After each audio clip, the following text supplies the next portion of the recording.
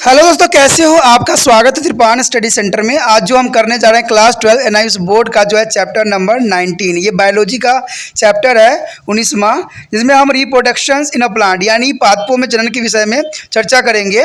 ये चैप्टर जो है बहुत ही इंपॉर्टेंट होने वाला है, क्योंकि हम रिप्रोडक्शन इन अ प्लांट के बारे में समझेंगे और जानेंगे कि पादप जो है जनन कैसे करते हैं। ये चैप्टर उन बच्चों के लिए भी बहुत महत्वपूर्ण है जिनका जो है सीबीएसई में पढ़ते हैं, जिनका एनसीईआरटी बुक है। अगर एनसीईआरटी बुक में अगर ये सिलेबस है रिप्रोडक्शन इन अ प्लांट, वो भी बहुत महत्वपूर्ण रखता है। साथ में 10वीं क्लास के जो बच्चे हैं जो सीबीएसई में पढ़ते हैं, एनसीईआरटी उनका जिसका बुक है, उनके लिए भी ये चैप्टर अत्यंत महत्वपूर्ण है। ठीक है, साथ में यूपी बिहार बोर्ड वाले बच्चों को भी ये काफ़ी इंपॉर्टेंट रहेगा। आपको पता है कि त्रिपान स्टडी सेंटर जो है ये आपको डबल डोज में लेके आता है। इंग्लिश और हिंदी मीडियम का जो है डबल डोज मिलेगा, जिसमें आपको इंग्लिश और हिंदी दोनों ही लैंग्वेज में समझाया जाएगा, जो कि बहुत ही काफ़ी इंपॉर्टेंट रहेगा। इस चैप्टर में हम बहुत कुछ जानेंगे और समझेंगे कि प्लांट जो होती है किस प्रकार जो है अपना रिप्रोडक्शन करती है और कैसे अपना जैसे जो है जनन करती है। तो इसके विषय में हमें बहुत चर्चा करेंगे और जानेंगे। लेकिन उससे पहले एक बात जो मैं हमेशा कहता हूँ, जिसको आपको मानना भी चाहिए, विचार भी करना चाहिए और अमल तो करना ही चाहिए, वो ये है कि जब भी वीडियो देखिए पूरा देखिए, क्योंकि अधूरा जानकारी सदैव खतरनाक होता है।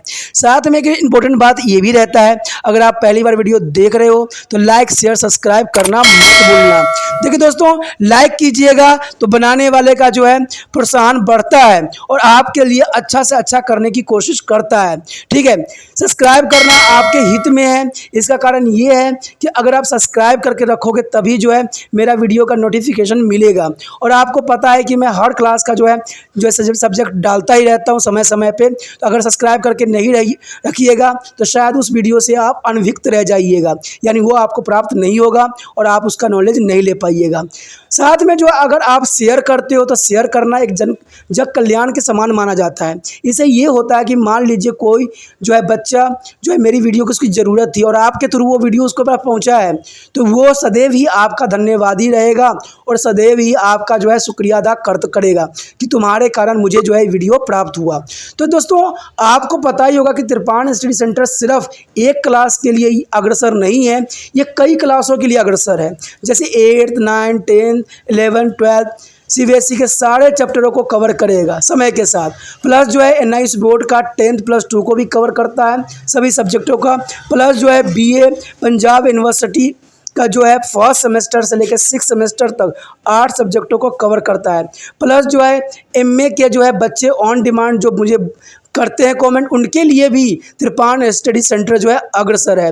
देखिए दोस्तों, त्रिपान स्टडी सेंटर इतना बड़ा है, विस्तृत है, तो आपको अभी जो है लाइक शेयर सब्सक्राइब कीजिए और अपने दोस्तों के साथ बांटिए। ठीक है, तो भूलिए मत, ये करना आपका फर्ज है और मेरा कार्य करना है, आपको टॉपिक लेके चलना है। देखिए आज देखते हैं हमारा आज टॉपिक क्या है। There is a most important animals are Spogyra. Spogyra is a show of multicellular algae. There is a Spogyra. It show that multicellular algae is the most important topic here. There is structure of Spogyra here. The structure, it is a free floating algae found in a fresh water and they are fresh pond. There is the most important. They are found in a fresh water pond. Their body has a raw and cylindrical cell joined to the end-to-end filamentous algae, and each cell is depending upon the species may have a 1 to 14 spherical ribbons shaped chloroplasts with their many unicellularity arrange of pyrenoids. And central region of the cells has a large vacuole. Here show you this picture. There is a cell ball, chloroplast, pyrenoids, vasculus, and the nucleus standard of cytoplasma, and the cytoplasma also here. There is a found in the only fresh pond. There is the most important for here. The Spogyra is the Spogyra is a single cell from the filament. There is a filament is the single cell here.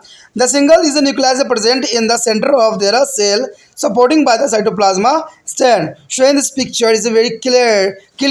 Spogyra is a single cell from a filament. तो यहाँ पर जो है हमारा बहुत important topic आ गया है स्पोगाइरा।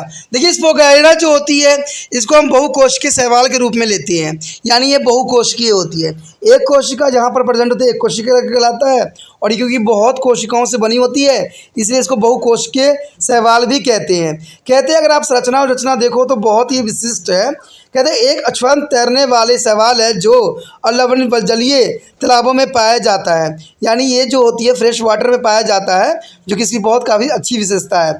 इसकी शरीर जो है पंक्तिबंध आयताकार कोशिका से मिलकर बना होता है। कोशिका सिरे से सिरे तक एक दूसरे से जुड़ी हुई होती है।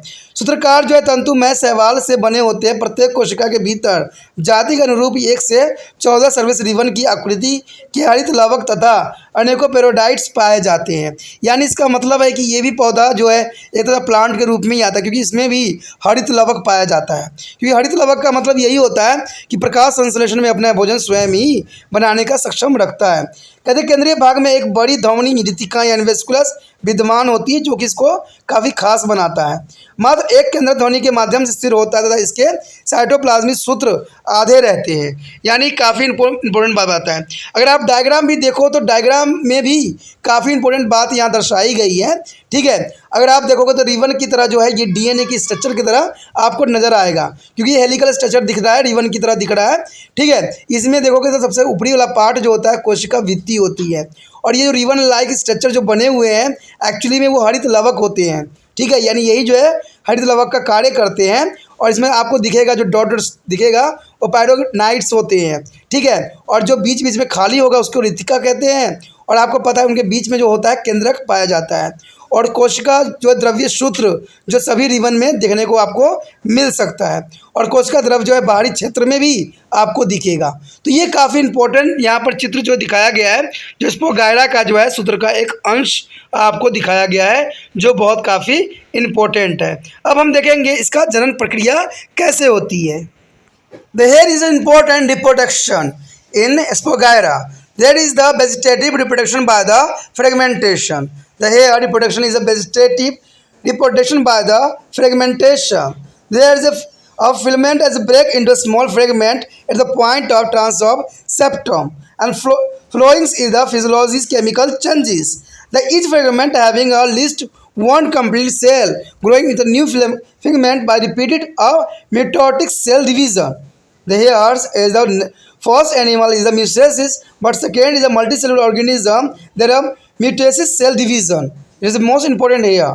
The single cell animals here are mitosis division, but multicellular organism here the repeat of mitosis cell division. This is most important. The here B as sexual reproduction is a vegetative reproduction, but other is a sexual reproduction. It is take place by the scleroforms for the is a lateral conjugations. Is a scleroforms is a conjugating filament give to the lateral-like appearance. Here the two filaments come to lie very close to each other, so that cell of the two filaments pair a septum to the septum as face to face, and the pairings a cell of two filaments is form a contact with the help of a tube is called to conjugation tube. That is called to the conjugation tube. Cytoplasmic is the content of each cell round off to act a gametes. And the gamete from one cell is a male passed to the other cells is a female through their conjugation tube by the aminoids or moment. And the cell of each pigment act either as a male or female. There is the each cell of pigment act as a male and female is the most important here. The content of two gametes fuse in the female cell.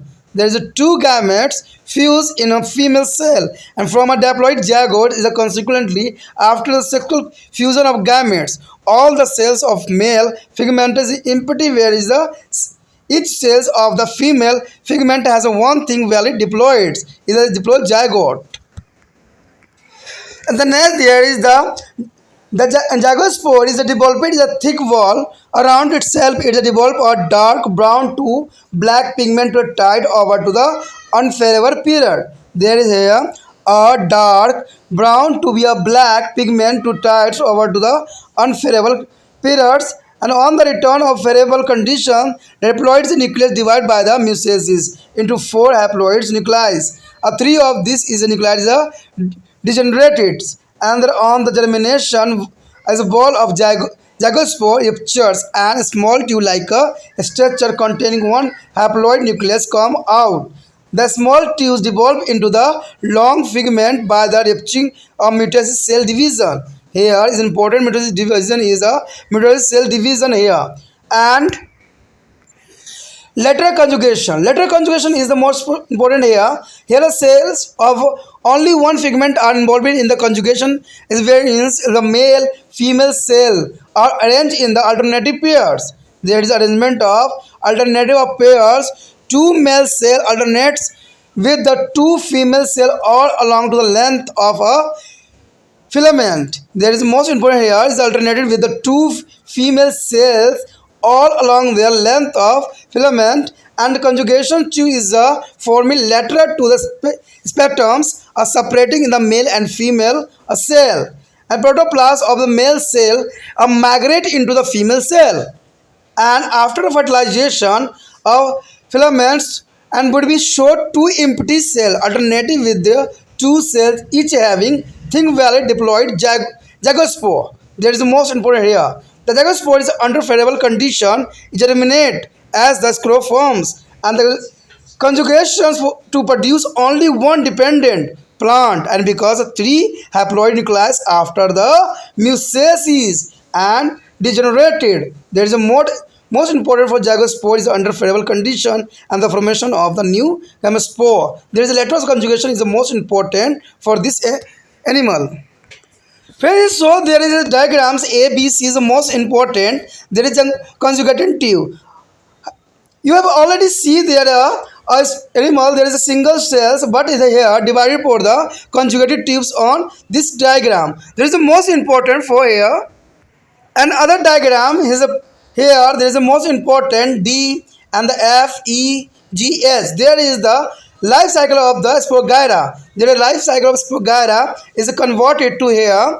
There is the D section is a zygospore within the reception of the cell, and each section is also as a zygospore is released from to the female figment. The filament is the most important. But if you see the mitosis division is a zygospore produce haploid nucleus. You see the clear there is a mitosis division of occurring here, and so in this diagram, and other is there go west to the G section. There is a three haploids nuclei degenerated. Here the G section is three haploids nuclei degenerated, and H is a formation of the young filament. There is a most important there young filament zygospore is ball or arising. There is a formation of the young filament on this diagram. There is a life cycle of Spogyra. तो यहाँ पर जो है अत्यंत महत्वपूर्ण हमारा जो है आ गया है जनन की प्रक्रिया। देखिए जनन जो है मल्टी सेलुलर ऑर्गेनिज्म, मल्टी मतलब एक से अनेक, पहले हमने पढ़ा था एक के बारे में, ठीक है, लेकिन यहाँ जो है हम कई सेलों के बारे में पढ़ रहे हैं, यानी मल्टी सेलुलर ऑर्गेनिज्म की बात कर रहे हैं, और उसमें जो है जनन प्रक्रिया के विषय में हम जानने की कोशिश कर रहे हैं। क्योंकि आपको पता है कि मल्टी सेलुलर ऑर्गेनिज्म है तो ये भी बहुत काफ़ी इंपॉर्टेंट रखता है, और इसमें जो है किस प्रकार जो है इसमें जनन होती है। यानी यहाँ पर देखोगे तो वेजिटेटिव डिवीज़न होती है, यानी कार्यक जनन विखंडन होता है, फर्मेंटेशन के द्वारा जो है ये विभक्त होती है। कहते हैं देखिए इसमें विभक्त होना भी एक बहुत खास बात रखता है, क्योंकि ये एक होता है, इसको अनेक बनना है, क्योंकि जब तक वो अनेक बनेगा नहीं तब तक इसका विस्तार होगा नहीं, और तब तक इसकी जनरेशन बढ़ेगी नहीं, तब तक इसके जो है चाहने वाले बढ़ेंगे नहीं जितना लाइक रहेगा। तो यही बात यहाँ पर भी एक जनन विखंडन जो है फर्मेंटेशन बहुत इंपॉर्टेंट रखता है, क्योंकि एक से कई में कन्वर्ट होता है। अगर ये अपनी प्रजनन को बढ़ाएगा नहीं तो कैसे जो है सर्वाइव कर पाएगा, क्योंकि जीव तभी सर्वाइव कर पाते हैं जब वो आगे जो है अपना जनन करते हैं। इंसानों में भी तो ऐसा ही होता है कि इंसान भी अपने जैसे बच्चों को जन्म देते हैं, इसका कारण सिर्फ इतना होता है कि वो चाहते हैं कि उनका जनरेशन आगे तक बढ़े और आगे जो है इसका और भी विकास हो। तो ये काफ़ी इंपॉर्टेंट रखता है यहाँ पर वेजिटेटिव जनन विखंडन में, यानी जो है कार्यक प्रबंधन विखंडन में, जो कि काफ़ी इंपॉर्टेंट है। कहते हैं सूत्र किसी प्रकार के भौतिक रसायन परिवर्तन के उपरांत जो है अनुप्रस्थ भित्ति के स्तर पर जो है छोटे छोटे खंडों में ये टूट जाते हैं, यानी छोटे छोटे खंडों में जो है इनका विभक्त होना यानी टूट जाना ही इनको एक भौतिक रसायन परिवर्तन के जो है अनुप्रस्थ के रूप में दिखाता है। कहते हैं प्रत्येक ऐसा खंड जिसमें एक कोशिका में पुण्य पुण्य जो है सूत्री विभाजन द्वारा वृद्धि होकर नया सूत्र बन जाते हैं। तो देखिए ये काफ़ी इंपॉर्टेंट बात रखता है कि कैसे ये विभक्त हो जाता है, यानी कहते सूत्री विभाजन द्वारा वृद्धि होकर ये जो है कई भागों में बढ़ जाता है। अब देखिए इसमें सूत्री विभाजन होता है तो ये काफ़ी इंपॉर्टेंट है। असूत्री विभाजन म्यूसेसिस जो हम पहले एनिमल्स में पढ़े थे, पहले में हमने पढ़ा था, तो इसमें भी इंपॉर्टेंट बात थी। कहते हैं लैंगिक जनन अब किस प्रकार होता है। अब लैंगिक जनन के बारे में हम आए हैं तो ये भी इंपॉर्टेंट है। कहते हैं ये सीढ़ीनुमा और पश्म युग्म द्वारा ही होता है, यानी सीढ़ीनुमा सिम्योन का मतलब यही होता है स्क्रोफॉर्म्स कॉन्जुगेशन, ठीक है। सीढ़ीनुमा का मतलब होता है स्क्रोफॉर्म और संयुग्मन का मतलब होता है कॉन्जुगेशन, यानी संयुग्मन मतलब कंजुगेशन। इसका मतलब यही हुआ कि इसमें करते हुए सूत्र का जो सीढ़ी जैसा स्वरूप प्राप्त कर लेता है, यानी आपने देखा ही होगा कि रिवन शेप आपको स्ट्रक्चर दिखेगा। कहते वगैरह जो होती है दो सूत्र एक दूसरे से बिल्कुल करीब आ जाते हैं और दो सूत्रों की कोशिकाओं के बीच एक नालिका द्वारा, जिसे हम युग्मक नालिका भी कहते हैं, संपर्क स्थापित कर लेता है और प्रत्येक कोशिका को जो होता है साइटोप्लाज्मिक पदार्थ गोल आकृति प्राप्त करके एक जो है गैमेट की तरह कार्य करने के लिए तैयार हो जाता है, यानी गैमेट के रूप में करने के लिए ये इस तरह की जो है क्रियाएं करता है। कहते हैं एक कोशिका यानी नर का युग्मक जो है गैमेट युग्मक नलिकाओं में से होकर दूसरी कोशिका यानी मादा के भीतर ये पहुंच जाता है, यानी देखिए ये युग्मक जो होता है नालिकाओं में से होकर दूसरी कोशिका यानी मादा गैमेट में ये पहुंच जाती है जहां पर इसका फर्टिलाइजेशन होता है। प्रत्येक सूत्र या तो नर या मादा के रूप में कार्य करता है। देखिए प्रत्येक सूत्र जो होती है या तो नर के रूप में कार्य करेगा या मादा के रूप में कार्य करेगा, तभी तो ये जो है इस पर गहरा जो है काफ़ी इंपॉर्टेंट एनिमल के रूप में लिया गया, तभी आपके सिलेबस में भी है, क्योंकि ये प्रत्येक सूत्र में प्रवेश करेगा तो नर और मादा रूपों में ये कार्य करना शुरू कर देगा। दो युग्मकों की अंतर वस्तुएं परस्पर संकेतित होकर ये द्विगुणित युग्मन यानी जायगोट बना लेता है, और जायगोट बनने का मतलब ही है इसकी उत्पत्ति। तो ये काफ़ी इंपॉर्टेंट बात भी यहाँ पर रखता है। देखिए जायगोट जब तक ये नहीं बनाएगा तब तक जो है इसका विकास नहीं होगा। जैसे आपको पता भी है कि त्रिपाण सेंटर तभी आगे बढ़ेगा जब आप लोगों की हेल्प की आवश्यकता होगी। जब तक आप जो है इसको व्हाट्सएप स्टेटस पे नहीं लगाओगे, ज़रूरतमंद बच्चे उन तक नहीं पहुँचाओगे, तो त्रिपाण स्टडी सेंटर भी आगे ग्रोथ नहीं करेगा। और ग्रोथ नहीं करेगा तो आपको पता ही है कि जो फिजिक्स के आने वाला है, केमिस्ट्री आएगा, ठीक है, और भी बहुत कुछ आएगा, तो शायद आप उस वीडियो से इन्वक्त हो जाओ, आपको प्राप्त न हो पाए। तो अगर ये आगे बढ़ेगा, आगे इसको प्रोत्साहित करोगे तभी आगे बढ़ेगा, और आगे प्रोत्साहित करने के लिए आपको क्या करना पड़ेगा, व्हाट्सएप स्टेटस पे लगाना होगा। बहुत से बच्चे जो होते हैं देख लेते हैं, फ़ायदा उठा लेते हैं, लेकिन कर्म नहीं करते हैं। दोस्तों देखना और कर्म करना एक बहुत बड़ी बात होती है। कहते हैं अगर आप कोई चीज़ आपको अच्छा लग रहा है, अगर कुछ दूसरे बच्चों को भी हेल्प मिल सकता है इससे, तो इसमें हमें जग कल्याण के रूप में कार्य करना चाहिए कि इसको दूसरे बच्चे तक भी पहुंचाने के लिए अग्रसर होना चाहिए। कहते हैं जब आपको अच्छा लगा, आपको समझ में आ गया, तो हो सकता है दूसरे बच्चों को भी समझ में आए। अब आप ये सोचिएगा कि भाई मैं दूसरे बच्चों को क्या ढूंढने जाऊँ या उनको बुलाने जाऊँ, तो आपको ऐसा करने की आवश्यकता ही नहीं है। क्यों? क्योंकि मान लीजिए कि आपके न जाने कितने आपके मोबाइल में कॉन्टैक्ट होंगे जो आप जानते भी नहीं होंगे, उन बंदों को भी होंगे और उसके आगे भी उनके होंगे। तो इससे क्या होगा कि अगर आप अपना व्हाट्सएप स्टेटस पे लगाते हो तो कोई ना कोई आपके चाहने वाले या कोई भी जो ऐसे बोर्ड में पढ़ते हो या जिनका सिलेबस ये हो, ठीक है, प्लांट एनिमल्स पर रिप्रोडक्शन हो, तो वो 100% जो होगा वो देखेंगे, क्योंकि ये 10वीं क्लास के कंसेप्ट भी है, तो वो देखेंगे और इससे लाभांतरित भी होंगे। तो आपको इसमें बोलने की ज़रूरत नहीं पड़ा, ना आपको उनसे आग्रह करने की ज़रूरत पड़ा, आपने अपना कर्म कर दिया। तो आपको सिर्फ इतना ही करना है कि इसको व्हाट्सएप स्टेटस पे लगा देना है, जिससे कि दूसरे बच्चे तक ये पहुंच जाए। मुझे कुछ भी नहीं चाहिए, मुझे वो सारे बच्चे चाहिए जिनको ये वीडियो की ज़रूरत है, उन तक मैं पहुंचना चाहता हूं। मुझे कुछ ही चीज़ की आवश्यकता नहीं है। कहते हैं ना कि उन बच्चों तक अगर मैं पहुंच जाऊंगा जिनको ज़रूरत है, उनका कहते हैं ना एक अगर भूखे को अगर कहते हैं खाना मिल जाए 2 वक्त की रोटी, तो उससे बड़ा उसके लिए अमृत कुछ भी नहीं होता है। अगर उन बच्चों को जिनको ये वीडियो की ज़रूरत है, अगर वो बच्चे समझ लेते हैं, उनको अगर फ़ायदा हो जाता है, तो मैं समझूंगा कि ये मैंने जो वीडियो बनाई है उसका जो है मेरा कार्य सफल हो गया। तो इसमें जो है आपकी जो है ज़रूरत है मुझे, तो आप जो है अपने कर्म को करना आप ना भूलना, वीडियो देखना ज़रूर, और साथ में इसको जो है व्हाट्सएप स्टेटस पे ज़रूर इसको जो है लगा देना, जिससे दूसरे बच्चे तक ये वीडियो पहुंच सके आपके माध्यम। तो इसी तरह जो है जायगोट भी यहाँ पर कार्य करता है कि जायगोट चारों ओर एक मोटी दीवार बन जाती है और इस दशा में वह प्रतिकूल परिस्थितियों को सहन कर सकता है। यानी देखिए, मोटी दीवार इसलिए बनाता है कि जो प्रतिकूल जो कंडीशन बनी हुई है वातावरण का, उसका जो है सही तरह से भली भांति समझ सके और उसका जो है सही तरह से उपयोग भी कर सके। ठीक है, और पुण्य जो है अनुकूल परिस्थितियों में लौट आने पर इसके द्विगुणित केंद्रक में मियोसिस द्वारा यानी मियोसिस द्वारा विभाजन होकर 4 अणुगुणित केंद्रक बन जाते हैं। इसमें से 3 जो है केंद्रक विघटित हो जाता है। अब देखिए कितना इंपॉर्टेंट बात है कि जैसे ये अपना कंडीशन देखता है, अगर कंडीशन मान लीजिए उसके फेवर में आ गया है, तो वो क्या करता है, अपने आप को डिवीज़न करना शुरू कर देता है और जैसे डिवीज़न करना स्टार्ट करता है वो जो है नए जीव में कन्वर्ट हो जाता है, जो कि काफ़ी इंपॉर्टेंट हो जाता है। देखिए, और इसमें जो कौन सी डिवीज़न होती है दोस्तों, मिटोसिस जीवन होती है, मियोसिस डिवीजन द्वारा जो है विभक्त होकर ये बन जाती है। कहते हैं अंकुरण होने पर जायगोट की दीवार फट जाती है। जैसे अंकुरण होता है तो जायगोट की दीवार जो होती है फट जाती है और जो ये छोटी नालिकाएं जैसे रचना बाहर निकल जाती है, जिसके भीतर एक अणुगुणित केंद्रक भी पाया जाता है, जो कि काफ़ी इसको इम्पोर्टेंट और महत्वपूर्ण बनाता है। कहते हैं बार बार जो है माइटोसिस विभाजन द्वारा एक छोटी नालिकाएं बढ़ती हुई एक सूत्र बना लेती है। यानी जो यहाँ पर माइटोसिस डिवीज़न होती है, ये छोटी नालिका जो होती है बढ़ती हुई एक सूत्र बना देती है। तो यहाँ पर बहुत ही इंपॉर्टेंट बात यहाँ रखता है, क्योंकि जो है क्लोरोमोनास तथा साइपोगायरा में मुख्य पादप शरीर के भीतर कोशिका ही गैमेट बनाती है, इसलिए इन जीवों को जो है गैमेटोफाइटा यानी वो कोमोविद भी कहते हैं। देखिए, इसको गैमेटोफाइटा में लिया जाता है क्योंकि ये जो होती है गैमेट बनती है, लेकिन ये कहाँ बनती है, शरीर के भीतर बनती है, कोशिकाओं में बनती है।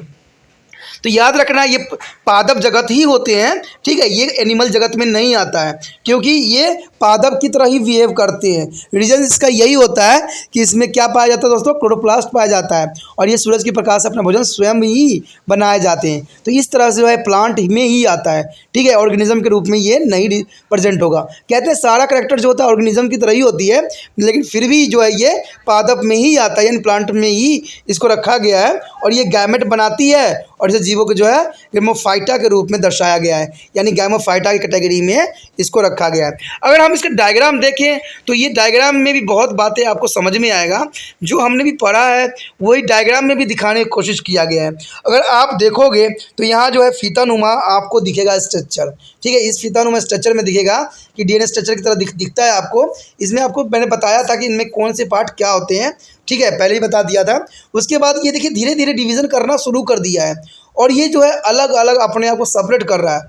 और ये किस लिए होता है, ये जो होता है आपके संयुक्त नलिकाओं की अलग विखंडन के कारण ऐसा संभव होता है। और जैसे आप देख रहे होगे थर्ड डायग्राम में कि बिल्कुल ये विभक्त होके अलग बनने की कोशिश कर रहा है, यानी इसे अलग होने की कोशिश कर रहा है, जिससे एक नया ही जीव में ये कन्वर्ट हो सके। ठीक है, अगर आप आगे डायग्राम में देखते हो, ठीक है, पहले जो 3 डायग्राम था इसमें जो है इस पूरा का जीवन चक्र के कुछ हमें नमूना मिला, जिसमें हमने पहले बार में देखा था कि सूत्र आसपास आ जाते हैं, यानी काफ़ी आसपास वो केंद्र आ जाते हैं। दूसरा में हमने देखा था कि ह्यूमन जो है नालिका का बन जाना, यानी ह्यूमन में क्या होता है कि नालिका सी बन जाती है। उसके पश्चात हमने तीसरे डायग्राम में देखा था कि सूत्र में गैमीट का जो है प्राथमिक सूत्र में जो है पहुंच जाता है, जो कि मादा के रूप में होती है। ठीक है, उसमें अगर आप अगला देखोगे तो इसमें जो है आपको प्रणांग कोशिका में जायगोट के जो स्पोर बन जाता है, यानी वो स्पोर जो है काफ़ी इंपॉर्टेंट रखता है। लेकिन उसके आगे अगर आप बढ़ते हो तो जो इसमें जंग में स्पोर टूट कर बाहर आ जाता है, जैसे आप देख भी रहे होगे डायग्राम में भी दिख रहा होगा। और इस प्रकार जो है इसका विभाजन होता रहता है और इसमें जो है जंग स्पोर अर्धसूत्री विभाजन होकर अणुगुणित केंद्रक बन जाता है और ये केंद्रक बना के जो है अलग होने की कोशिश करता है। आप यहाँ पर डायग्राम में भी देख रहे हो केंद्र अपकृत नष्ट होता हुआ, यानी केंद्रक जो है अलग होता है। और एटलिस्ट जो है लास्ट में जब कहते हैं नया एक बन जाता है, यानी एक अर्धसूत्री बन जाता है, तब ये कुछ इस प्रकार से दिखता है, जैसे कि आप देख रहे होंगे लास्ट डायग्राम में। तो ये जो है काफ़ी इंपॉर्टेंट रहता है। स्पोगाइरा का जीवन चक्र जो है श्रेणुमा संकृति बहुत ही इंपॉर्टेंट दोस्तों है स्पोगाइरा का जीवन चक्र। तो स्पोगाइरा का अगर जीवन चक्र आ जाए तो आप इसी तरह जो है इसके पूरे पार्ट के बारे में जो है अच्छे से जो है एक्सप्लेन कर सकते हो। कहते हैं एग्ज़ाम को टैग करना आपके लिए है। कहते चाहे आपको हिंदी में समझ में आए चाहे इंग्लिश में आए, आपको सिर्फ समझना है। कहते हैं अगर समझ में आ रहा है तो बेस्ट है, देखिए दोस्तों, मैं ये कभी नहीं कहता हूँ कि ये वीडियो बहुत ही अच्छी है, ये तो बहुत साधारण है।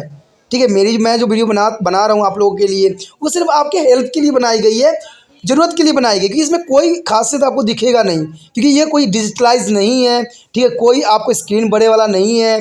ठीक है, सिर्फ मेरा आवाज़ ही आप तक जो है ज्ञान का मार्गदर्शन बनता है, क्योंकि मेरा विचार है, मुझे एकलव्य बनाना है आप लोगों को, कि मैं न भी दिखूं फिर भी आप जो हो मेरी बातों से, मेरी समझ से आप ज्ञान प्राप्त कर लो। क्योंकि कहते हैं ना, गुरु को देख के ही आप क्या करोगे, देखने से क्या होता है। अगर आप कहते हैं कुछ बातें होती है, कभी कभी गाना ही सुनते हो तो वो सारी गाना आपको याद हो जाता है, ऐसा ही होता है ना। लेकिन आप गायक के जो है शक्ल नहीं देख रहे होते हो, लेकिन फिर भी गाना जो है सुन रहे होते हो ऑडियो के रूप में। तो ये भी जो है आपको बेशकली यहाँ अक्षर दिख रहे हैं, जो अक्षर होंगे उसी को जो है आप त्रिपान स्टडी सेंटर मान के आप जो हो इसको समझने की कोशिश करो और एकलव्य की तरह करो और जो है सर्वश्रेष्ठ बनो। यही त्रिपान स्टडी सेंटर का कामना है। The our next topic is reproduction in a angiosperm. There is a most important topic here is reproduction in a angiosperm, means flowering of plants. There is angiosperm is a produce of both by a vegetative as well as by sexual method. There is a most important here, angiosperm produce both a vegetative as well as a sexual method. There is a vegetative cells and sexual method is a present of angiosperms and plant. In this section we will be study the sexual reproduction in the angiosperm. There is a section on understanding of the angiosperm. As you know, the sexual reproduction occur by the fusion of male and female gamete. The sexual reproduction is mainly occur by their fusion of male and female gamete and produced in the flower. There is a produce in a flower here, and the flower represented the reproductive unit of flowering plant. And how frequently do plant flower? That how frequently the plant of flower, there is a great variation shown by the angiospermic plant in this respect. And the angiosperm can be classified annual, manual and the perennial, depending upon the time they take to complete the life cycle, including of flowering, fruitings and death. The first is the annually. Annually mean they are here the plants which is the complete their life cycle, including flowering to the seeds of formation within the one season, are called annually. Example: pea. Pea is a annually plant. There is the only on one season are is called annually. Means pea is here. And biennials is plant which is the complete their life cycle is a two season are called biennial. In the first season, this plant remain in the vegetative state, and in their second season they are produce flower is a fruits and seed and then die is a radish. Radish is example for is a biennials of plant. And here third is a perennial. Perennials mean plant which is a leaf for several year. Or the term of perennial, there is a vegetative stage, maybe last from 1 to a few years, after which there are produce the flower, fruits and seed every year. Example: mango tree, peepers and neem. There is a perennials of plants is example. And the these is a monocropic. Monocrop is a deep part. There is all the animals are binomials and some perennial plant that are produced only once their lifetime and then die are called a monocropial. Monocropial is a bamboos, a gaps, all the animal and all the binomial. And the next is a polycarpic. Polycarpic is the plant with a flower and fruit many times in their life cycle, and the leaves for the several years are called polycarpal. Means example: many perennial fruits bearing trees is a mango, guava, apple, and pear. There is a most important example for polycarpics on a plant. दोस्तों यहाँ पर अत्यंत महत्वपूर्ण हमारा topic आ गया है अवृतबीजी। अवृतबीजी का मतलब यही होता है एंजियोस्पर्म्स। एंजियोस्पर्म्स के बारे में आप जानते ही हो, और साथ में हम देखेंगे कि पुष्प पौधों में जनन किस प्रकार होती है, तो इसके बारे में हम जो यहाँ विस्तार से जानने की कोशिश करेंगे। कहते हैं एंजियोस्पर्म जो है कार्य जनन की साथ लैंगिक जनन भी करते हैं। देखिए इसमें दो तरह की जो है विभाजन होता है, दो तरह की जो है इसमें जनन होती है। एक कार्यक जनन होती है जिसे हम वेजिटेटिव्स प्रोगेटिव्स कहते हैं, और दूसरा जो है सेक्सुअल जनन यानी सेक्सुअल रिप्रोडक्शन होती है। यानी एंजियोस्पर्म एक खास तरह के पौधे हैं जिसमें दोनों तरह के जनन होते हैं। अगर वेजिटेटिव देखा जाए तो वेजिटेटिव होती है, और लैंगिक देखा जाए तो लैंगिक होती है, यानी फीमेल मेल गैमेट दोनों की आवश्यकता होती है। यानी लैंगिक जनन दोनों की विविधताओं द्वारा जनन किया जाता है, और इस भाग में हमें इस लैंगिक जनन के विषय में जो है अध्ययन करेंगे और जानने की कोशिश करेंगे कि आखिर होती क्या है। कहते हैं लैंगिक जनन में जो है पुष्प में उपस्थित नर तथा मादा गैमेट युग्मक के संलयन द्वारा होती है। ये तो आपको पता है कि लैंगिक जनन में जो होता है मादा और नर की आवश्यकता होती है, और इस प्रकार पुष्प पौधों की जनन जो है इकाई होता है। यानी मेल फीमेल गैमेट जो है एक नए जो है पौधे बनाने में अत्यंत महत्वपूर्ण योगदान देते हैं। पौधे में फूल कितने भी समय के बाद लगते हैं, ये बहुत बड़ी बात है। कहते हैं पौधे में फूल कितने समय के बाद लगते हैं। विभिन्न पौधों में यह अवधि विभिन्न होती है। तो ये बात तो आपको भी पता है कि सभी में अपने सभी कैरेक्टर के अनुसार ही कार्य भी करते हैं। कहते हैं एंजियोस्पर्म को उनकी जीवन चक्र पूरा करने में तथा पुष्प लगने के आधार पर उसको कई भागों में विभक्त किया गया है, जैसे एक वर्षीय, द्विवर्षीय और एक बहुवर्षीय पौधों के रूप में इसको वर्गीकृत किया गया है। तो ये काफ़ी इंपॉर्टेंट है कि देखिए एक वर्षीय में क्या है, द्विवर्षीय और बहुवर्षीय में क्या अंतर दिखाया गया है। तो ये काफ़ी इंपॉर्टेंट है। सबसे पहले हमारे समक्ष आता है एक वर्षीय यानी एनुअल प्लांट। देखिए वे पौधे जो केवल एक साल ऋतु तक ही जीवित रह पाते हैं, यानी उनका जो है लाइफ स्पेंड जो होती है सिर्फ एक ऋतु तक होती है या एक साल तक ही मानी जाती है। इन पौधों में एक ही ऋतु के भीतर फूल भी लगते हैं और बीज भी बनते हैं, ठीक है, एक वर्षीय कहलाते हैं। उदाहरण के तौर पे मटर जो होता है एक वर्षीय पौधे होते हैं, ठीक है, और ये अपना जीवन चक्र एक वर्ष में ही कंप्लीट कर लेते हैं, इसलिए इनको जो है एक वर्षीय ही कह सकते हो, जिसमें जो है फूल भी लगते हैं और बीज भी लगते हैं, तो उसको एक वर्षीय कहलाता है। अब देखिए द्विवर्ष यानी 2 वर्ष, ऐसे पौधे जो अपना जीवन चक्र 2 ऋतुओं यानी 2 वर्षों में पूरा करते हैं वो द्विवर्षीय कहलाते हैं। पहले वर्ष में पौधा कार्य की अवस्था में रहता है, यानी यहाँ पर जो है वेजिटेटिव प्रोग्रेशन के रूप में कार्य करता है, और दूसरे वर्ष में उसमें जो है फूल फल और बीज लगते हैं, उसके पौधा जो है मर जाते हैं। जैसे मूली के पौधा अगर आप देखोगे, ठीक है, तो उसको 2 साल तक भी रखा जा सकता है, लेकिन कोई रखता नहीं है, ये बहुत बड़ी बात है, ठीक है ना, क्योंकि ये पहले वर्ष में पौधा कार्य की अवस्था में रहता है, और जैसे दूसरे वर्ष में प्रवेश करेगा उसमें फूल भी आ जाता है और फल भी आ जाता है और बीज भी लगने लग जाता है, ठीक है, और उसके पश्चात ये जो है स्वयं को नष्ट कर लेता है, यानी वो खत्म हो जाता है। उसके पश्चात हमारे समक्ष आता है बहुवर्षीय, यानी बहुवर्षीय में पेरिनल्स कहलाता है। कहते हैं ऐसे पौधे जो अनेक वर्ष तक जीवित रहते हैं, यानी ये कई वर्षों तक जो है जीवित रहते हैं, वो बहुवर्षीय कहलाते हैं, ठीक है, कई वर्ष तक जिंदा रहता है। इसकी कार्यका अवस्था 1 से लेकर कुछ वर्षों तक चलती रहती है, और इसके बाद उसमें फूल फल और बीज हर वर्ष लगते हैं, जैसे आम पीपल नीम इत्यादि। आपने देखा होगा कि आम के पौधे पहले बचपन में ही फल फ्रूट आपको नहीं दे देते, उनको बड़ा होने में टाइम लगता है, लेकिन आज के समय में जो है हाइब्रिड बीज इस्तेमाल कर रहे हैं, चाहे हम जो है उसको काट के पौधों को लगा रहे हैं, इस वजह से छोटे छोटे पौधे में भी आपको फल देखने को मिलेगा।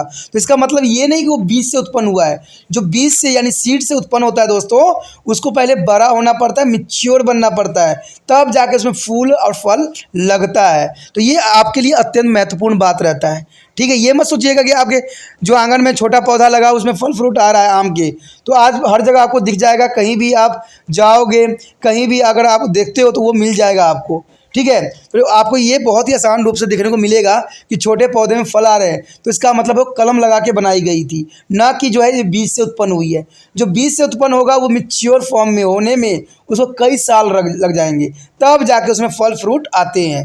तो इसमें जो है आम पीपल नीम इत्यादि ऐसे ही पौधे हैं जो कि ये जो होते हैं बहुवर्षीय होते हैं, और बहुवर्ष के दौरान ही ये जो है फूल फल और बीज हर वर्ष लगते रहते हैं। यानी एक बार जब ये बड़े हो जाते हैं तो इसमें हर वर्ष जो है फल फूल और फल लगते ही रहते हैं, यानी सीजन बाय सीजन चलता ही रहता है। जैसे अब आम का एग्जाम्पल ले सकते हो, जो कि बहुत ही समझ के लिए काफ़ी अच्छा है।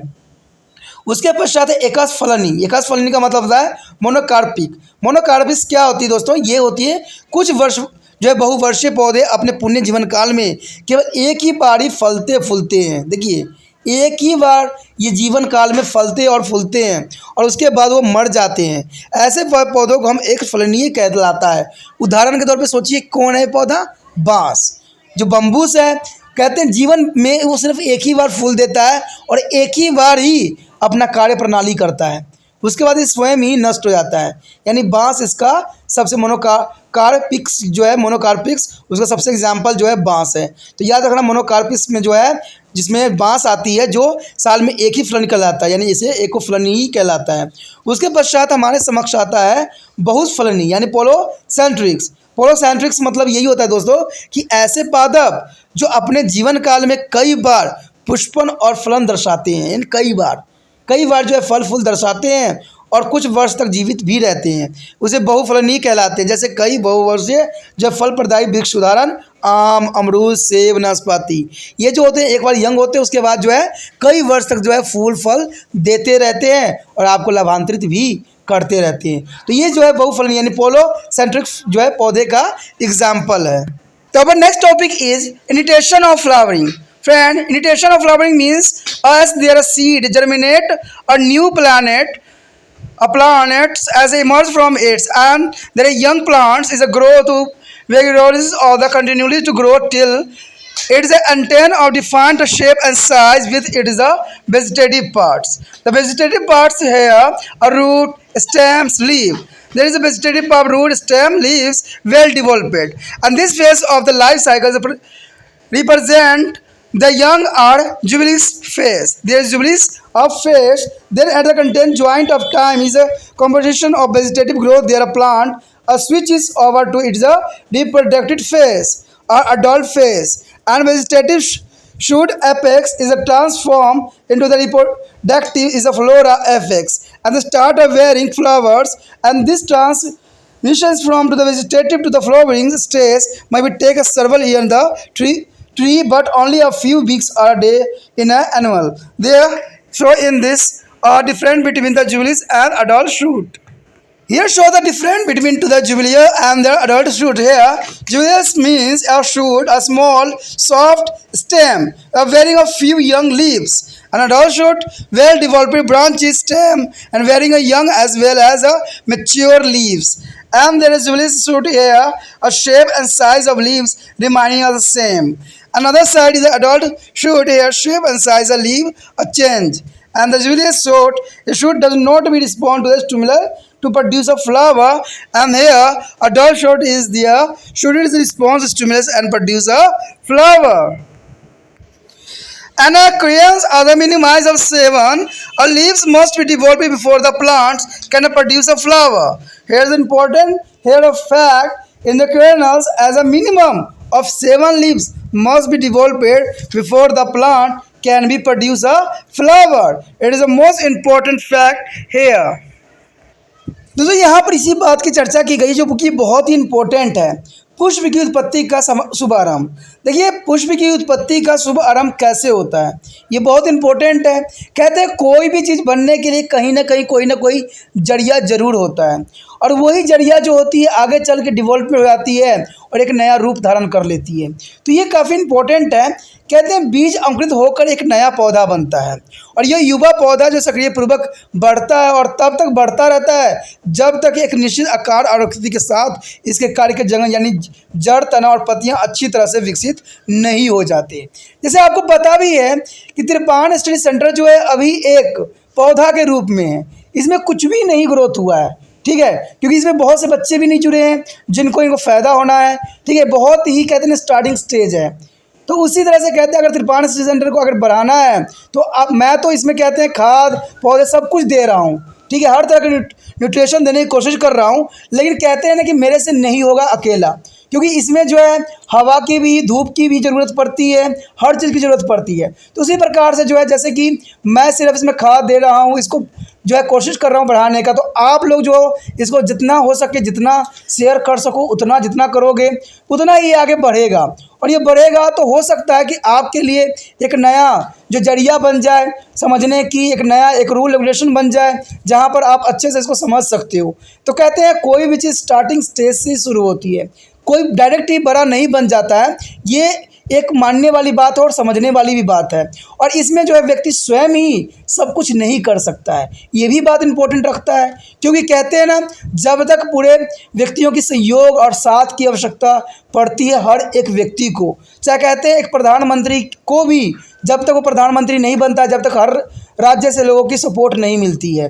तो उसी प्रकार जो है कभी भी कोई भी ऑर्गेनाइजेशन आगे बढ़ना है और बढ़ाना है तो हर एक व्यक्ति को सहयोग की आवश्यकता है, और वो सहयोग तब मिलेगा जब आप लोग जो ये वीडियो को जितना हो सके शेयर करोगे और उन बच्चों तक पहुंचाने की कोशिश करोगे जिनको ये ज़रूरत है।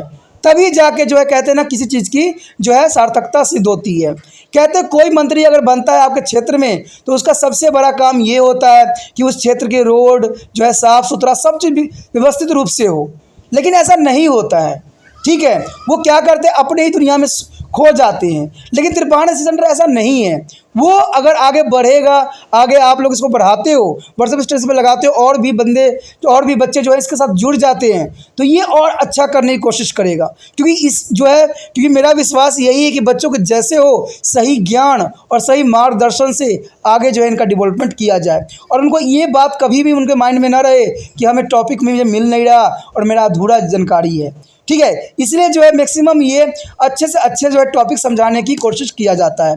तो इसलिए जो आप सोचना नहीं है दोस्तों, विचार नहीं करना है, हमें उन मंत्रियों की तरह नहीं बनना है जो कि इलेक्शन आने पर हाथ जोड़ के आपसे प्रार्थना कर लेते हैं, लेकिन जैसे वो बन जाते हैं उसके बाद ना वो शक्ल दिखाने आते हैं, ना आपको कभी मिलने आते हैं, और आपके तो कहते हैं व्यवस्थाओं को भी वो मार देते हैं, चारों तरफ अव्यवस्था फैला देते हैं, चारों तरफ प्रॉब्लम क्रिएट कर देते हैं। तो ऐसा हमें नहीं बनना है। अगर आप मुझे सहायता करते हो, आप जितना इसको फैलाने में मेरा हेल्प करते हो, जितना भी इसको विस्तृत बनाते हो, उन बच्चों तक पहुंचाने में हेल्प करते हो जिनकी ज़रूरत है, तो 100% त्रिपाण सेंटर जो है आपके लिए और भी अच्छा करने की कोशिश करेगा और भी अच्छा हर एक सब्जेक्ट में करेगा, जिससे आप जो अच्छे से अच्छे मार्क्स प्राप्त कर लोगे। क्योंकि मैंने पहले ही कह चुका हूं कि मैं एग्ज़ाम के समय जब आएगा फाइनल एग्ज़ाम, तो उस समय मैं टेस्ट सीरीज़ ज़रूर लागू करूंगा, ज़रूर इसमें दूंगा, जिससे बच्चे क्वेश्चन करके जो है अच्छे से अच्छे मार्क्स प्राप्त कर सके। तो ये सब तब होगा जब ये त्रिपाण सेंटर जो है आगे बढ़ेगा और आप जो है इसको लाइक शेयर सब्सक्राइब तो करोगे। तो यही बात यहाँ पर पौधों के बारे में भी बताया जाता है कि कार्य का भाग, देखिए ये कार्य का भाग जो है वेजिटेटिव पार्ट, कहते हैं जड़ तना पत्तियाँ अच्छी तरह से विकसित नहीं होती है तब तक पौधे का विकास नहीं माना जाता है। कहते हैं जीवन चक्र की यह दशा किशोर अथवा युवा प्रवस्था कहलाता है। किशोर का मतलब जुबलिस होती है दोस्तों, और युवा तो पता ही कि अडल्ट में आती है। जुबलिस मतलब होता है जो नवोध होते हैं, जो बालक होते हैं जिनको अधिक समझ नहीं होती है, जुबली यानी किशोर अवस्था को कहलाता है। और युवा का मतलब होता है जो यंग हो जाते हैं, जिनमें हर चीज़ हो जाता है, बाल्य अवस्था को प्रकट करती है। एक निश्चित समय के बाद पौधे की कार्य वृद्धि पुण्य हो जाती है और वृद्धि जनन अवस्था या व्यास अवस्था की तरह शुरू कर देती है। कार्य के पर्व जो है शिखंड जनन एवं पुष्प शिखंड ग्रह में बदलने लग जाते हैं और फूल लगना शुरू हो जाता है। और ऊपर बताया अनुसार यह परिवर्तन कारिका से पुष्प लगने की अवस्था तक आने में एक वृक्ष की कई वर्ष लग जाते हैं। तो मैंने कहा था कि जो बीज, देखिए जो पौधा सीड से उत्पन्न हो रही है उसको बनने में काफ़ी समय लग जाएगा, उसमें फूल पुष्प आने में कई साल लग जाएंगे। लेकिन वही हाइब्रिड बनाओगे, वही आप जो है कलम लगा के करोगे तो शायद वो जल्दी आ जाए। जैसे आप देखते भी हो कि आपके आसपास को आम के पौधे होते हैं, छोटे से ही होते हैं, उनमें जो है फ्रूट आ जाते हैं। तो वो एक अलग तकनीक है। ठीक है, तो ये बात यहाँ बताया गया कि परिवर्तन कार्य का जो है पुष्प लगने की अवस्था तक आने में वृक्षों के कई वर्ष लग सकते हैं। लेकिन एक वर्षीय पौधों में यह अवधि कुछ सप्ताह या दिनों की होती है, लेकिन ये डिपेंड करता है कि पौधे की आयु कितने साल है। अगर मान लीजिए मटर का पौधा है तो मटर के पौधा जो है जल्दी विकास करता है। ठीक है, तभी तो इसको मेडलफ ने भी अपने एक्सपेरिमेंट में चुना था, क्योंकि बहुत ही सडनली इसमें पुष्प भी आ जाते हैं और जल्दी फल भी जाते हैं। तो इसलिए मेडलफ ने भी इसका जो है चयन किया था, क्योंकि शॉर्ट पीरियड इसके लाइफ टाइम थे।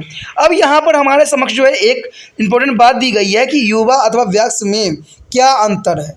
तो ये बहुत काफ़ी इंपॉर्टेंट बात भी रखता है, इसे आपको समझ में आएगा जुबलियस जो होते हैं कौन होते हैं, शूट होते हैं, और जो अडल्ट शूट होते हैं वो क्या होते हैं, यानी युवा पर्व और जो वयस्क पर्व में क्या अंतर होता है। देखिए मैंने पहले ही कह दिया है कि जो जुबलियस होते हैं यानी जो छोटा होते हैं, वयस्क युवा जैसे कहते हैं, बालक कहते हैं, वो बहुत ही इंपॉर्टेंट होते हैं। ये शायद आपको पता ही होगा, वो काफ़ी छोटे होते हैं।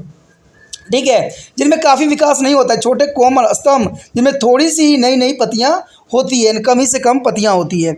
लेकिन वही वयस्क देखोगे आप तो सुविकसित स्तंभ तथा पत्तियां भी काफ़ी अमाउंट में देखने को आपको मिलेगा। पत्तियां की आकृति तथा आकार एक से बने रहते हैं, यानी पत्तियों के आकार जो होती है छोटे छोटे ही होते हैं। जबकि दूसरे में अगर देखोगे वयस्क में तो पत्तियों की आकृति या उनका आकार बदलता रहता है, यानी कभी पतला छोटा होगा, कहीं बड़ा होगा, कहीं और बड़ा होगा। प्रभाव में अन्नोद्दीपन के प्रति अनुक्रिया नहीं होती जिनमें फूल बनते हैं। इसमें अनुक्रिया कहाँ से होगी, क्योंकि अभी बच्चा है, छोटा है, तो इसमें फूल नहीं बनते हैं। जबकि वयस्क में क्या हो, प्रभाव फूल लगने वाले उद्दीपन से अनुक्रिया करने लग जाते हैं, जो कि काफ़ी इंपॉर्टेंट है। एक फैक्ट वाली बात ये भी होता है कि धान्य फसलें यानी केरल में पौधे में फूल लग सकने के लिए कम से कम 7 पत्तियां का होना आवश्यक है। देखिए कोई भी पौधा अगर बड़ा होता है तो कम से कम जो है 7 पत्तियां होना अत्यंत महत्वपूर्ण है, तभी जो है उसमें फूल जो है खिलते हैं। तो ये आप नोट करके भी देखना, आसपास कहीं पड़ोस में कहीं एक पौधा होगा तो देखना उसमें 7 पत्तियां आई है, और जैसे 7 पत्तियां आएगी वो है अपना पुष्प के लिए अनुक्रिया करना शुरू कर देगा। तो ये फैक्ट है जिसको आपको जानना है और कोशिश करना है कि इसको प्रैक्टिकली देख सके। The next topic is factor affecting the flowering. Friend, here is the most important topic here, factor affecting flowering. The flowering is the plant is affected by the temperature, mineralizations, and the light is a photoparallelism. Here, mineralization is a low temperatures treatment which is the stimulate aerial flower formations on some plant is called mineralization. Mineralization is there is a very small with stimulate aerial flower formation. And photoparallelism. Photoparallelism is a biological response, is a growth and flowering to their duration of a light and dark period and received by a plant in a specific sequence. And there are sex in a flower. There is a sex in the flower. You have studied the lesson 5 shoot system. The flower influence fruit and family. The flower may be a bisexual having both stem and carpus is a unicellular. Unisexual is a stimulate of pistoli and carpellus. I have learned already is a lesson 5 shoot system. You must watch the shoot system in a flower. The most important topic for you. In a sum, diglossis in a species there may be a chromosomal basis of sex determination. For example, a XX and YY chromosome. You have already learned that XX chromosome, XX mean is a female chromosome and the XY is a male chromosome. The male and a female plant may be also be to difference in the leaves of their growth substance. For example, plant of Casocomis is which is a bear of male flower have a high globariums and the content to compare it to those and which are where only female flower. The application of their gaberolians from the outside can be introduce the formation of the male flower even to the genetically a female plant and treating to male plant with the exempt to the thalins might be dipole functionally and a female flower. The above response has also been seen is a canobios. The parts of a flower. As you have already studied, the typical flowers where a flower was born on the thalamus or stalk. There is a wall from outside or calyxis is a concept of spell and corolla. Corolla consists of the petals and the androculums is the consist of stamen and the gynoeciums are the pistil is a consist of the carpellus. They try to recall it. There is a role of reproduction. There are 2 outermost walls as a known as a now stimulus and accessory wall as they act of reproduction but do not directly take part in the process. The other 2 whorls is the androculums is a male reproductive organ and gynoeciums male is a female reproductive organ as known as the ancestral. Incidental organs and is a gynoeciums is a female reproductive organ. There is the most important here. And the wall there is the absence from the flower will lead to the failure of the sexual reproduction. Here show the one flower diagram here. Here the TLS of the typical flower. There is a cup as a gynoecium is present is a center and the stamen androcilium is a present other side. There are petal corona and the pels calyxis here and thalamus is a present of center on flower. There is a most important diagram for the exam view of the 10th class also and the all at the NCERT book. दोस्तों यहाँ अत्यंत महत्वपूर्ण बात आती है कि पुष्पों को प्रभावित करने वाले कौन कौन से कारक और फैक्टर बनते हैं। देखिए पौधों में पुष्पों का लगना तापमान और प्रकाश पे डिपेंड करता है। ये तो आपको भी नॉलेज है, क्योंकि प्रकाश रहेगा तभी भोजन बनाएगा और तापमान रहेगी तभी जो है ग्रोथ भी करेगा। तो इसलिए जो है तापमान बसंतीकरण और जो है प्रकाश प्रकाशिकलीता कहलाता है। यानी तापमान को हम बसंतीकरण कहते हैं और प्रकाश को जो है हम प्रकाशकालिता के द्वारा जो है प्रभावित होती है। तो जो पौधे प्रभावित होना लाजमी है। कहते हैं अगर हम देखा जाए बसंतीकरण यानी वेरिलाइजेशन जो होती है दोस्तों, इसका मतलब यही होता है कि निम्न ताप पर उपचार जिसमें फूलों का बनना प्रेरित होता है। यानी फूल बन, देखिए कोई चीज़ जो होती है प्रेरित होने के पश्चात ही बनता है, क्योंकि प्रेरित नहीं होगा तो फूल बनना होगा ही नहीं, संभव ही नहीं है। तो ये बात इंपॉर्टेंट रखता है। अगर प्रकाशलीता मतलब होता है फोटोपेरिडिज्म का मतलब यही होता है कि यह किसी पौधों में वृद्धि अथवा पुष्पन की वह प्रक्रिया है जो पौधों पर पड़ने वाले प्रकाश की जब कलावधि के प्रति होती है। यानी ये जो है काफ़ी कलावधि के दौरान जो है ये काफ़ी विस्तृत करती है। पुष्पों में अगर हम लिंग देखें, ठीक है, अगर पुष्पों में हम लिंग देखें तो इसके बारे में मैंने आपको जो है 5th चैप्टर में भी बहुत डिस्कस किया, जब हम शूट रूट कर रहे थे तो उसमें भी हमने बहुत डिस्कस किया, जहाँ हमने फूल पुष्पक्रम तथा फूल तथा कुलों में भी हमने बात किया था, जो कि काफ़ी इंपॉर्टेंट वहाँ पर था। यहाँ पर कहते हैं फूल या तो द्विलिंगिक होते हैं, यानी पुकेसर अथवा स्त्री दोनों ही संयुक्त हो सकते हैं, या एक लिंगी होते हैं जिसमें पुकेसर अथवा स्त्री केसरी उत्पन्न होती है। तो ये पुष्पों के लिंग होते हैं, ठीक है, पुकेसर और स्त्री केसर, ठीक है। तो ये आपको याद रखना है कि ये जो होते हैं पुष्पों के लिंग होते हैं। मैंने कहा था ना दोस्तों कि हर जीव जंतु जो है सामान्य प्रक्रिया करती है। शायद ये बात को आप जब ये देखोगे वीडियो समझोगे तो आभास जरूर हो जाएगा कि इंसान और पौधे कई मायने में एक जैसे हैं। इसका एग्जाम्पल एक और भी बात करती है कि कुछ इकलंगा श्रम यानी मोनोकॉसिस स्पीसीज में लिंग निर्धारण का आधार या तो क्रोमोसोमी हो सकता है। उदाहरण के लिए XX और XY क्रोमोसोम का होना। देखिए ये बात अब कहाँ आ गई पौधों में कि XX यानी आपको पता ही है कि फीमेल गैमेट्स को दर्शाती है, क्रोमोसोम को दर्शाती है, और मेल को जो है XY क्रोमोसोम जो है दर्शाती है। तो ये तो इंसानों में था, फ्लावर में कहाँ से आ गया? तो कहते हैं बहुत से पौधे ऐसे होते हैं जिनमें क्रोमोसोम पाया जाता है, यानी XX एंड XX क्रोमोसोम होना। नर या मादा पौधों में अनेक वृद्धि पदार्थों स्तर में अंतर पाया जाना हो सकता है। उदाहरण के लिए खीरा, कुकुम्बिस यानी कुकुम्बस के उन पौधों में जिनमें नर फूल लगते हैं। जिब्रोलिन्स वृद्धि पदार्थ की मात्रा मादा पौधों की अपेक्षा अधिक पाई जाती है। कहते हैं आनुवांशिक मादा पौधों में यदि बाहर से जिब्रोलिन प्राप्त करवाई जाए तो उनमें भी नर फूल बनते हैं, और इसी क्रम में यदि नर पौधों को ऑक्सीन अथवा इंसुलिन द्वारा उपचारित किया जाए तो उनमें कार्यशीलता मादा पुष्प निकल सकते हैं। यह अनुक्रिया जो है कैनाबिस में होती पाई गई है। यानी ये सारी क्रिया जो है दोस्तों कैनाबिस जो है उसमें सारी प्रक्रिया देखने को मिला है, उसी बेस पे जो है ये बात कही गई है। अब अगर हम देखें तो यहाँ पुष्पों के भाग, अगर अच्छा कौन कौन से भाग जो होते हैं पुष्प जो है फूलों में पुष्प में देखने को मिलता है आपको, जैसे आप पहले ही पढ़ चुके हैं, उसके बारे में आपको पता ही है कि उसमें सबसे पहले होता है 12 दल चक्र, जैसे 12 दलों से मिलकर बना होता है। उसके बाद दल चक्र होता है जिसे पखुड़ियों से मिलकर बना होता है। उसके बाद पुमंग होते हैं, जैसे पुमंग में मतलब होता है पुकेसरों से मिलकर बनना। जयांग और स्त्रीकेस यानी अंडे से मिलकर बनता है। तो ये चारों चीज़ें जो होती है पौधों में बहुत इंपॉर्टेंट पार्ट और भूमिका अदा करती है। कहते हैं जनन में इसकी भूमिका में विचरण में याद करें 2 बाहरी चक्रों को अनावश्यक और अतिरिक्त के रूप में जाना जाता है, क्योंकि ये जनन प्रक्रिया में भाग नहीं लेते हैं। अन्य 2 चक्र अथवा पुमंग यानी नर जनन अंग और जयांग मादा जनन अंग को आवश्यक चक्र के रूप में जाना जाता है, क्योंकि इनकी अनुपस्थिति में फूलों में जनन प्रक्रिया असफल हो जाएगी। तो ये भी कहा जाता है अगर आपने पौधा लगाया है तो एक नर लगाइए, एक मादा पौधा लगाइए, तभी जो है फूल बनता है। ये कई पौधों में देखने को हमें मिला है, और इसका एग्जाम्पल मेरे पास स्वयं ही है कि वहाँ पर एक नर पौधा नहीं होने की वजह से जो है उसमें फूल और फल नहीं लगे। तो ये सारे आप भी आसपास अपने देख सकते हो कि इसमें कितनी इंपॉर्टेंट नर और मादा प्लांट की होती है, पौधों की होती है, जो कि अपना विशेष स्थान रखता है।